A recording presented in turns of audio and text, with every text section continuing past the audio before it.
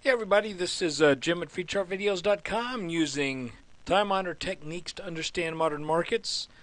It is August 22nd, 2011, and we're going to look at the S&P.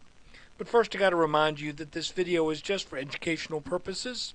It is not intended to be used as any form of investment advice. I can draw lines on charts, but you have to draw your own conclusions from your own due diligence and make investment decisions that are suitable for your financial situation. I'm not a licensed professional. I'm really just a guy that draws lines on charts. So let's look at some charts. Okay, first thing, looking at a daily chart. I just want to point something out real quickly. A lot of people have been talking about this 50-day crossing over the 200-day moving average right here. It happened a few days ago. And that's not a good thing, but I just want to remind people, just to put things in context, that the same thing happened back in right around the very beginning of July of 2010. You can see this happen, and you know a lot of people say when you get this so-called death cross, as opposed to the golden cross. That when it really foretells a bad situation is when that 200-day moving average is pointing down. So here, when that crossed, it was roughly flat, and here again, when the cross occurred, the 200-day was roughly flat. That's just for what that's worth. I'm not saying that. That means that we're out of the woods here by any stretch. As a matter of fact, I'm not saying that at all. All I'm saying is that we've already had this happen about a year ago, and no great harm came from it. Now, I will mention that that we did not have this happen last year with the added effect, or shall we say, negative chart pattern as this head and shoulders that we just had break down.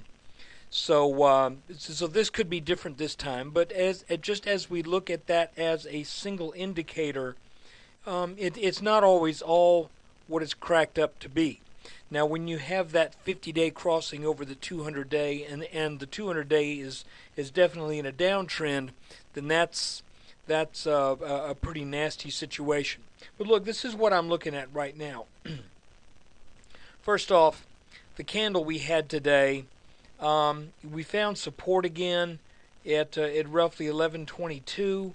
That has been an area where there has been repeated attempts to hammer down through that, and the S&P has not been able to break down through those levels. And again, I don't want to toot my horn too much here, because I've made some pretty bad daily calls here lately.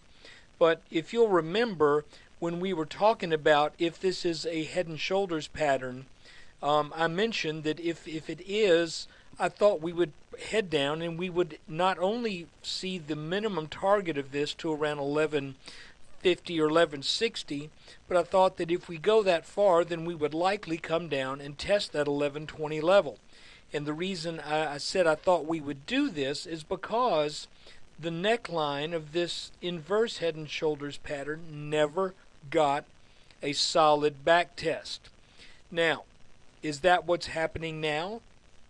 Well, clearly, I mean, you can see strong support here. We had those few really volatile days of 40 points or so swing in the S&P, 400-point swings in the Dow, and all of that was bouncing on that line. And you know, we look back in the chart and we see where that line originates.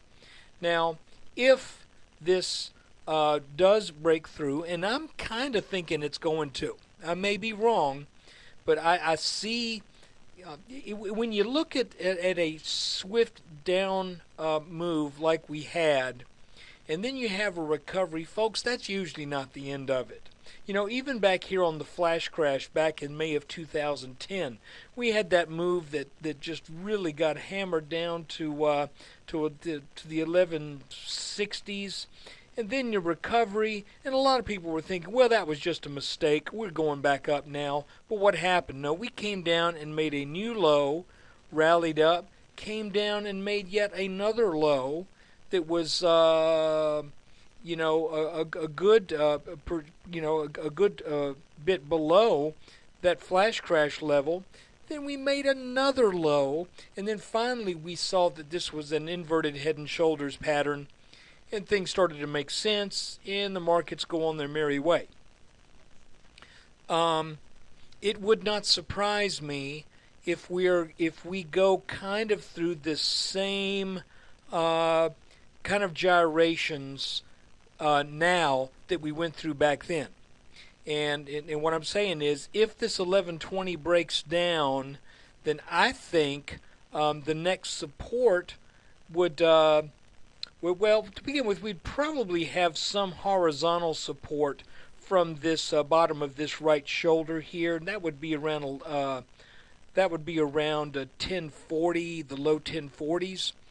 But it would not surprise me if we also, when it's all said and done, end up back testing this neckline from the major head and shoulders bottom, because that also never got a real solid back test. So if that happens, that should be a pretty strong support. Both of these levels should provide support. And again, this is predicated upon the notion that this 1120 level may eventually break down. So here's the deal that makes this kind of difficult. And by the way, you can see how this line has provided support, whereas this rising line has provided resistance. I'm still thinking eventually the markets are going to rally back and test this neckline. Guys, this could be months. It really could. If you look at this, and if you look at it from a technical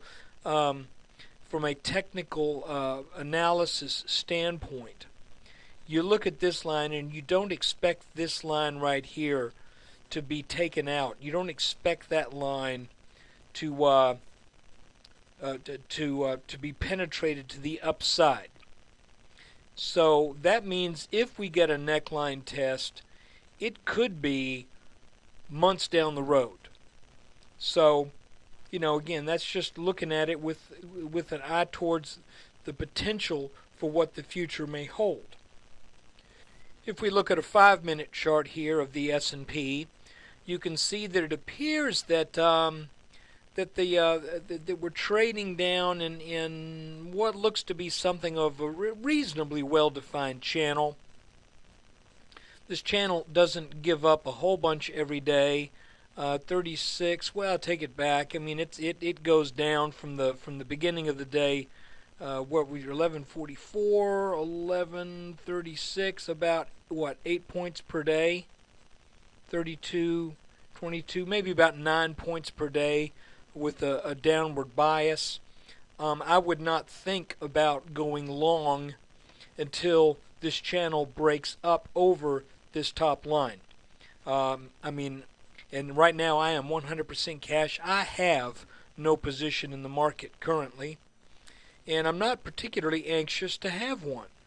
I really am trying to be very patient to let the market provide some fairly clear clue as to what the next move is going to be.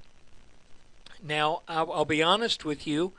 If you took 100 people and 50 of them went long at the end of the day today, and 50 of them went short, and I stayed in cash, 50 of those people will probably be able to come to me in a week and say, you missed the call. And I'm content to be that person who misses the call at this point, because I don't think anything can be really solidly called right now. And but again, if 50 people go long today and 50 people go short, 50 people are going to look at me and say I did the wrong thing by not having a position. But the problem is I don't I don't know that those 50 people know who they are today. So I'm just playing it safe, and I'm going to wait for something to reveal itself in the chart that that tells me now is the time to take a position with a reasonable expectation that we are seeing a reversal pattern or a continuation pattern, either way. But that right here, I mean, it looks to me like, you know, by golly, you could say, well, we're coming down and we're testing this level again, and it's going to bounce. But, you know, I could just as easily say, well, look, we came down, we tested this level, we rallied back up, but we set a lower high, and now we're coming back down, and this will likely break this time. That is very possible. And I can't tell you for sure it's going to happen, but I can say where we sit right now, I'm thinking there's probably a predisposition that the market will at some point head lower. And when it heads lower, that's where I want to start looking at it for long positions, or if we get a rally up to this neckline, that's where I'll look at it for short positions. This line right here, the red line, that's just drawn over the right shoulder, and this pullback, if we rally up over that, and then if we rally up over this red line, then pull back to it and show signs of support and reversal on that pullback, that also would be a spot where I'd be willing to go long. But where we are right now, I'm not willing to do so. I think it's just a guess. I think it's a flip of the coin. And like I said, somebody will guess it right, and they'll be able to come to me and say, Jim, you screwed up. You should have gone long.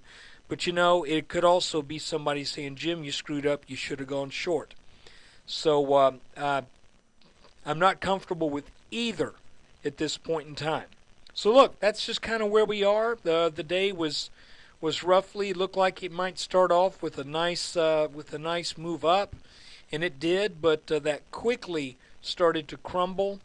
And you can see again when we look at that 5-minute chart, you can see that that once that high was made here, it was all about giving that back up. So let's see what tomorrow brings. I'm looking for some clarity, and hopefully we'll get it soon, and we can start to talk about maybe some pattern that we can recognize that is starting to develop. So look, I appreciate you looking at this video. Again, I wish I had some good news or some clear sense of direction. But right now the market sits at support. The question is, will that support hold, or is that support getting ready to give way? I can't answer that right now, and I would be I think I would be doing everybody, myself included, a disservice if I pretended to have an answer. Thanks again for watching the video. Please come by freechartvideos.com and spend a little time with us. And again, look for a video after the close tomorrow.